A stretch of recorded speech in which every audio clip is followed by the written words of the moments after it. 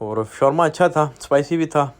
और ये भाई आप लोग को मैंने वापस दिखा दिया व्यू, ठीक है। ये हमारी गाड़ी लाडो रानी सामने है और ये कुकू है शारजाह अल नहदा में।